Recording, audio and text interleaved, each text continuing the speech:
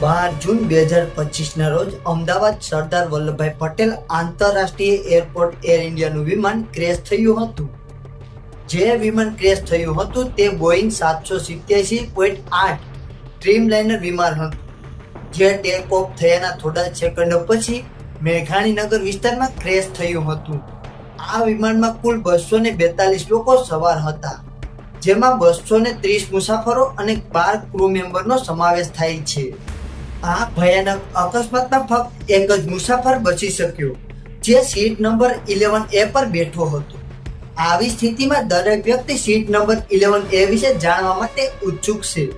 વિમાનમાં આ સીટ ક્યાં છે અને એવું તો શું થયું જેનાથી ચમત્કારિક રીતે રમેશ વિશ્વાસ કુમારનો જીવ બચી ગયો? તો અહીં જાણો વિમાનમાં 11A સીટ ક્યાં હોય છે અને આ સીટ કેટલી સુરક્ષિત છે.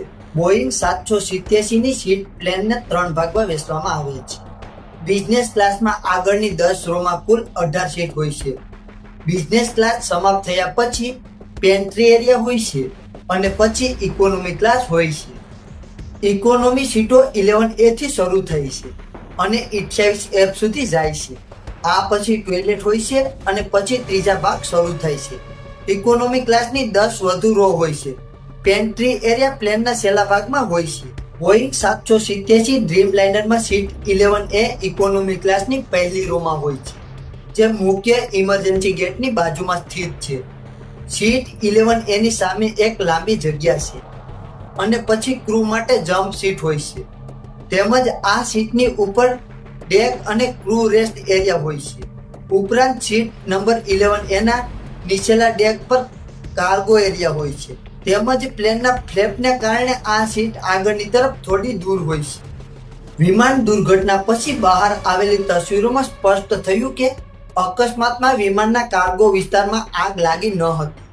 વિમાનના કાર્ગોમાં હાજર સામાન સુરક્ષિત હોવાનું જાણવા મળ્યું છે. એવું પણ શક્ય છે કે વિમાનમાં વિસ્ફોટ થયા તે પહેલા કાર્ગો વિસ્તાર સંપૂર્ણપણે તૂટી ગયો હોય. તેથી શક્ય છે કે આ વિમાન દુર્ઘટનામાં બચી ગયેલ રમેશ ઇમરજન્સી ગેટ અથવા કાર્ગોમાંથી પડી ગયો હોય અને તેનો જીવ બચી ગયો હોય.